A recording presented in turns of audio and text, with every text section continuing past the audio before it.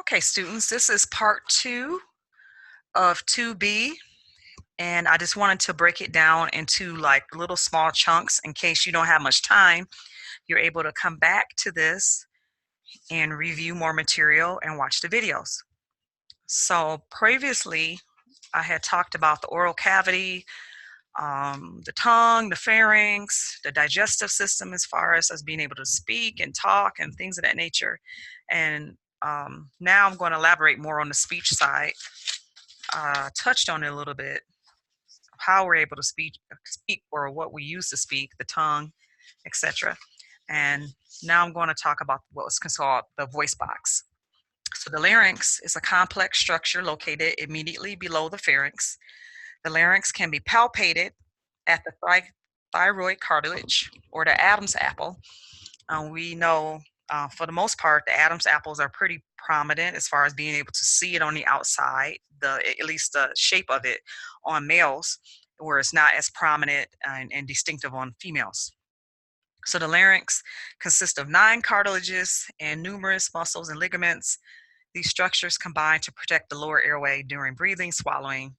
The major function, and you remember that this is a test question, the major function of the larynx is sound production. So this is the main area here that makes it so we can speak.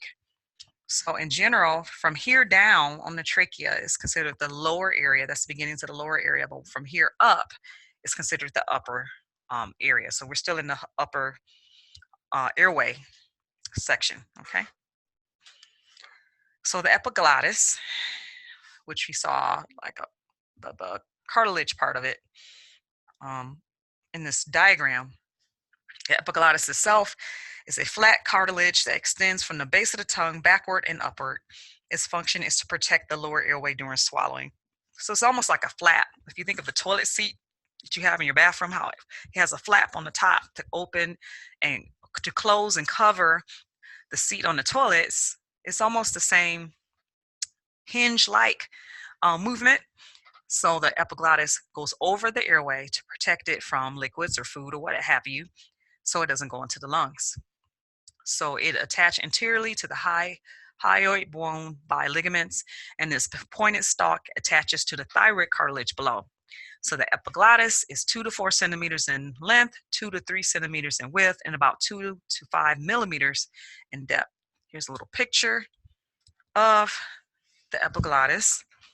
And you can see here in the first diagram where it's located. You can see me pointing it out, and that flap comes over that area because right here is the pathway to your lungs, and right here is the pathway to the esophagus. So that flap comes over, so then the food, when it goes down, it goes straight down to the stomach. Okay. Here you can see more of a fleshly photo of someone's epiglottis. Doesn't mean yours look like this, but it is a picture of an epiglottis in a human being. Okay. So the inlet to the larynx lies below and behind the base of the tongue. And the base of the tongue is attached to the epiglottis by 3 folds. And these folds form a space between the tongue and the epiglottis called the vallecula. Okay? So the vallecula, I'm going to show the other picture here. You can see it in the picture, is above the true vocal cords and are the false vocal cords. And the vestibular folds can act together with true cords and close off the lower airway. When we do like a Valsalva maneuver where you kind of bear down and hold your breath, or if we cough, any of that has to, it has to build up pressure in the lungs. So you can see here the vocal cords, and some people, they do appear white. Sometimes they're more of a fleshy color. In the middle here is what we call the glottis. I'm going to talk about that in a moment. And you can see what's considered the true vocal cords and the false vocal cords. But all of these areas is what makes it so we can speak, phonate, and cough. Okay, so the true vocal cords appear as white bordered veils, which we saw in the picture, separated by a space called the glottis. So the space in the middle here is what is considered the glottis. Okay, so the vocal cords are composed of muscle, ligament, and submucosal soft tissue, and they have a mucous membrane covering. Sound is produced by the vibration of the cords.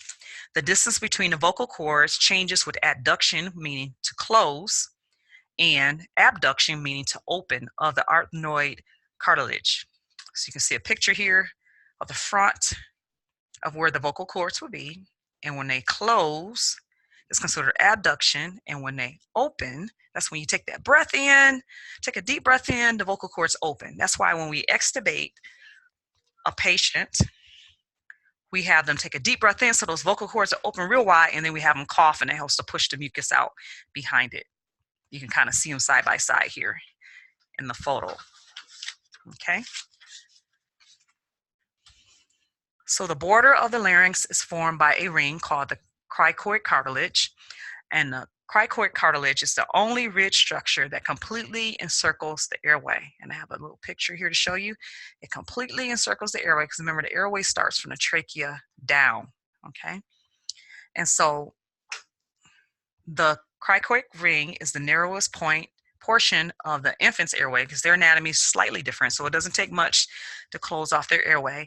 And between the thyroid and the cricoid cartilage is a membranous space that can be palpated. And this space is the cricoid thyroid ligament, or that's where they do a cricoidectomy, or transtracheal oxygen is where they will put the hole in the cricoid here. So they put the airway in and all that if they have to give oxygen or a trach.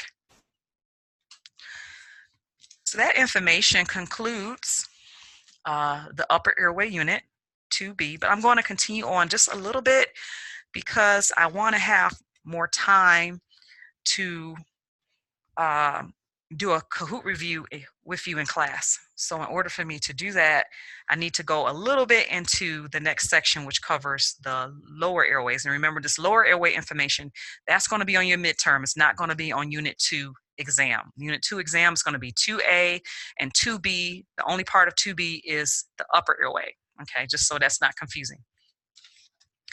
We're going to get another review for the lower airway, and that's going to be a midterm. It's not nearly as long as the others, and we'll continue to have class on that day that we have the midterm. And that will be a Scantron test. Okay. So objective 11, I'm just going to go into part of objective 11, and that's identify the anatomy and function of the lower tract. So as I've mentioned before, the lower tract starts with the trachea. The trachea marks the beginning of what we call the conducting system that leads to the tracheobronchial tree. The trachea is considered a tubular structure that begins at the cricoid cartilage, which we know, and proceeds through the neck into the mediastinum. Okay. And the trachea extends to the articulation between the manubrium and the body of the sternum, which is also in the area of the angulus luis. And at this point, it divides into the right and left main stem bronchi. So on average, and this is just an average, doesn't mean this is exact for everyone, but the adult trachea averages 2 to 2.5 centimeters in diameter and ranges from 10 to 12 centimeters in length. The trachea's support is from 16 to 20 C-shaped cartilaginous rings, and each trachea ring is 4 to 5 millimeters high. And at the back of the trachea is this thin muscle, musculinus trachealis, extends between the ends of the cartilage. This allows to support, yet allows for the variation in diameter so it can expand and contract as it needs to. Breathing. Next area I'm going to talk about is the carina. I believe I've mentioned in class before that the bifurcation is also called the carina. More commonly in medical, most of us refer to it as the carina versus bifurcation, more formal. The right mainstem bronchus angles off into the trachea at the 20 to 30 degrees from the midline. Okay. And the left mainstem angles off 45 to 55 degrees. You can see here in the picture how the right mainstem is a little sharper. It's a little easier to get down to, where the left is a little more up. The angle is a little bit different. So if someone was to aspirate on liquid, the liquid will go down into the right side before the left because it's just kind of like an easier pathway to go. Even with intubation, if we push the tube down too far, it goes into what we call the right mainstem intubation because it just angles it, because the angle is just so easier to slip into. Okay. With that being said, as I said before, if someone was to aspirate or inhale, it follows the path to the right mainstem as the angle is less and the course is more straight than the left. Okay. Here's just a picture. If you was to cut open the airway, You can kind of see the glands and the mucosa, and we're going to go more into these different layers when we talk about the muscles of the airway. You just kind of see how that comes together. Okay, so now we're going to talk just a little bit, we're just going to touch on it just a little bit about the divisions of the airway and segmental anatomy. So each mainstem bronchus divides into branches that supply the lung lobes. Okay, the right mainstem bronchus gives rise to the upper lobe bronchus and then divides into the middle and lower lobe bronchi.